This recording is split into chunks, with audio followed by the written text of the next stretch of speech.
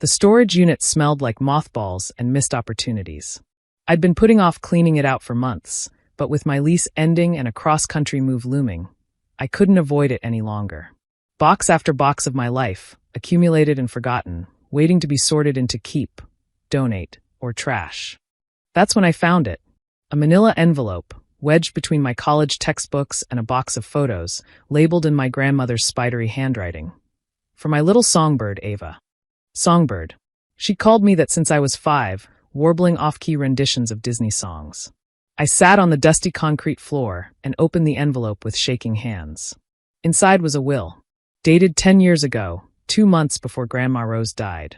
I remembered that time.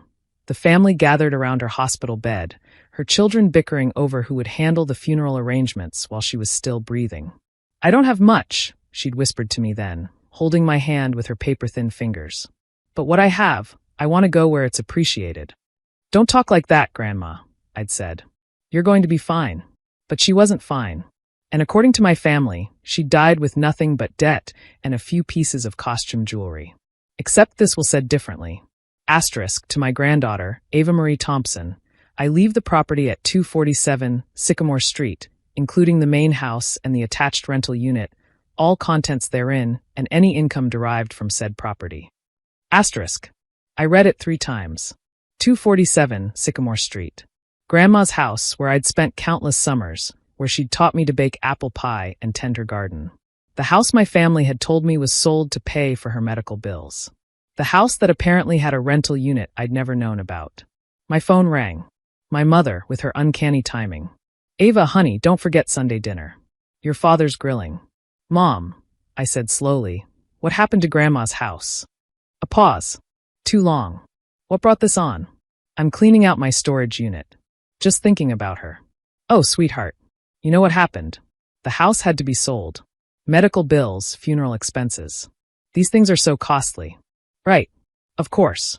I hung up and immediately called my college roommate, Diana, who'd become a private investigator. "Dee, I need a favor. A big one. Legal or illegal? Gray area. I need you to look into a property for me." 3 days later, Diana called back. "Ava, you sitting down?" "Why?" 247 Sycamore Street is still owned by the Rose Thompson estate. Has been for 10 years. And there's definitely a rental unit. Been consistently rented for, wait for it, $3,000 a month. I did the math. 10 years. $3,000 a month. $360,000. Who's been collecting the rent?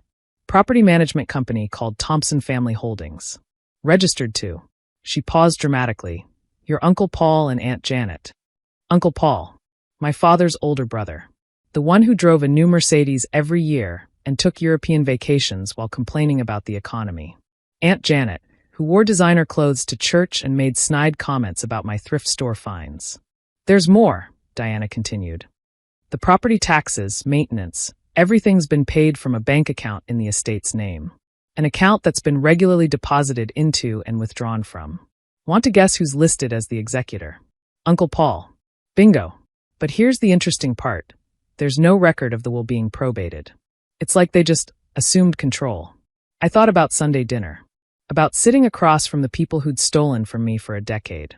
Who'd lied to my face while collecting rent on my grandmother's house. "Dee, can you get me copies of everything? Bank records, rental agreements, tax documents?" "Already on it." "Ava, what are you going to do?" "I'm going to Sunday dinner." That Sunday, I arrived at my parents' house with an apple pie and a folder thick with evidence. The whole family was there, Mom and Dad, Uncle Paul and Aunt Janet, my cousins Brandon and Stacy. Even my Aunt Linda had driven up from Sacramento. "Ava," Mom hugged me. "You made Grandma's pie. Seemed appropriate," I said, setting it on the counter. "Actually, I've been thinking about Grandma a lot lately. Such a shame she died with nothing," Aunt Janet sighed, fingering her new tennis bracelet. "But at least she's not a burden anymore." "Janet," my mother scolded. "What?" "It's true. Those final years were so expensive." "About that," I said conversationally. I was cleaning out my storage unit and found something interesting. I pulled out the will. The room went silent. Uncle Paul's face drained of color. "Is that?" My father started. "Grandma's will. Leaving me her house. The one you all told me was sold. Now, Ava," Uncle Paul stood, using his lawyer voice. Estate matters are complicated. You don't understand. I understand that 247 Sycamore Street has been renting for $3,000 a month for 10 years. I understand that Thompson Family Holdings has been collecting that rent. I understand that you've stolen $360,000 from me. Stolen? Aunt Janet's voice went shrill. How dare you? We maintained that property. You maintained it with its own rental income. After paying expenses, there's still over $200,000 unaccounted for. Where is it? This is ridiculous, Uncle Paul blustered. AWOL means nothing if it wasn't probated properly. You have no claim. Actually, I pulled out more papers. I had a lawyer look into it. Turns out, failing to probate a will, especially when you're taking estate assets, is fraud. Criminal fraud. And the statute of limitations hasn't run out. My cousins were staring at their parents in shock. Brandon, the golden child who'd just bought a house, was doing the math in his head. Stacy, who'd had her entire college paid for while I'd taken out loans, looked sick.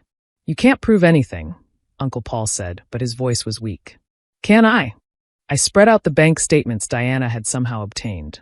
Deposits from the property management company into the estate account. Withdrawals to your personal account. That Mercedes, paid for 3 months after you started collecting rent. Janet's kitchen renovation, funded by Grandma's house. Brandon's down payment, Stacy's tuition, all traceable to the estate account. Mom, Brandon looked at Janet. Is this true? We were protecting the family assets. Janet snapped. Ava was young, irresponsible.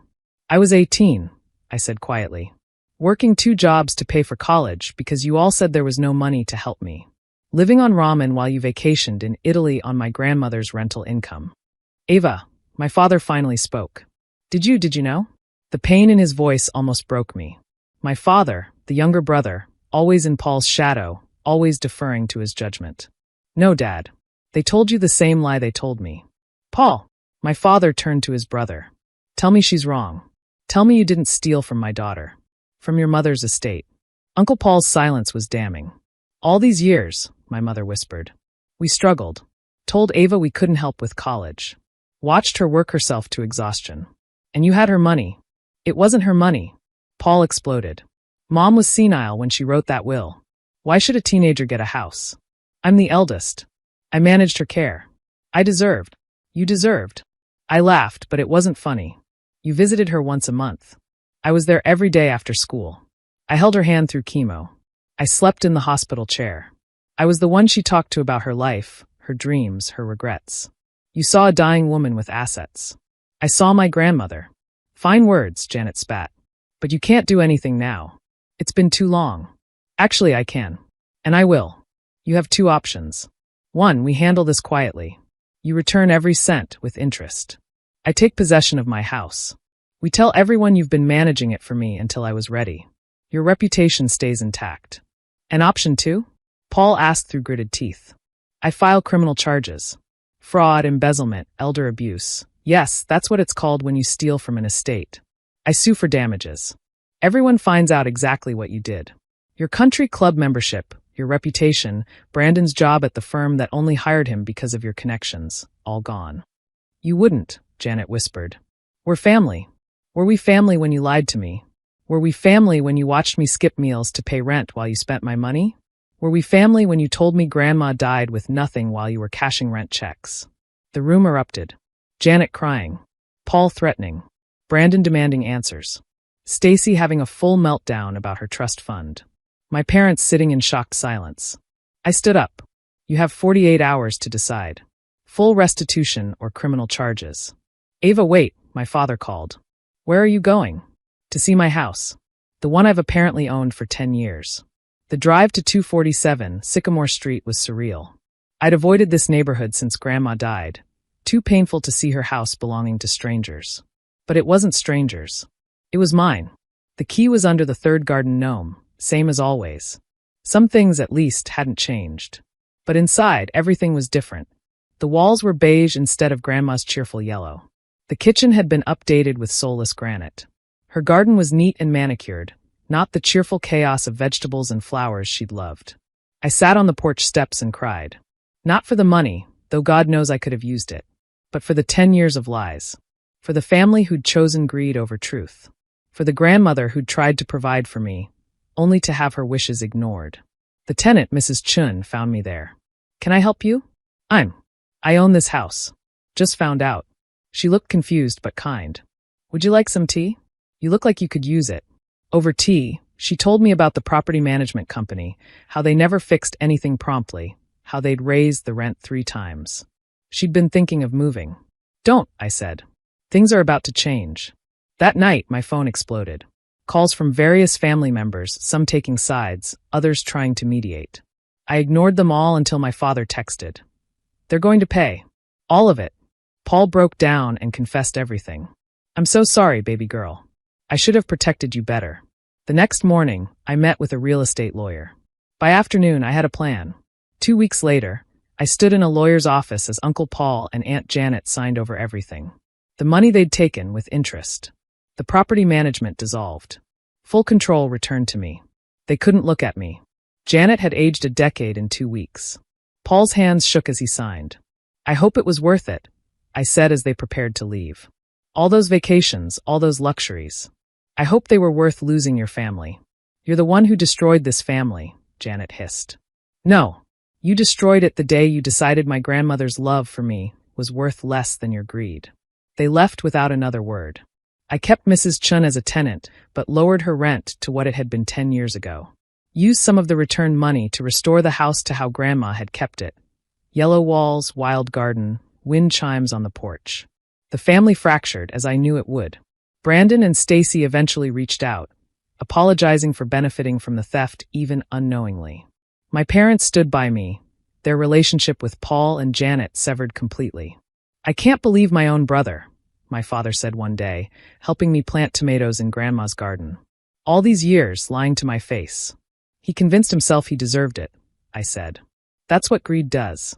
It rewrites history until you're the hero of your own crime." 6 months later, I moved into the main house. Quit my corporate job. Started the nonprofit Grandma had always dreamed of, a music program for underprivileged kids. The rental income, properly managed, funded it beautifully. The first time a little girl called me Miss Ava and showed me her new violin, I heard Grandma's voice. "What I have, I want to go where it's appreciated." It was appreciated, Grandma. Just 10 years late. As for Paul and Janet, they downsized to a small condo, their reputation in tatters when the story inevitably spread. Brandon lost his job when the senior partners learned why his father no longer golfed with them. Stacy had to take out loans to finish school. Sometimes I felt guilty. Then I'd remember the 10 years of struggle. The nights I'd gone hungry. The opportunities I'd missed. The lies they'd told so easily. My grandmother had wanted me to have a home. Instead, I'd gotten a lesson in how money corrupts, how family can betray, and how sometimes the best inheritance is learning to stand up for yourself. But I also learned this. Justice might be delayed, but truth has a way of surfacing. Even if it takes a decade and a dusty storage unit to bring it to light. The house on Sycamore Street is yellow again. The garden is wild. Wind chimes sing on the porch.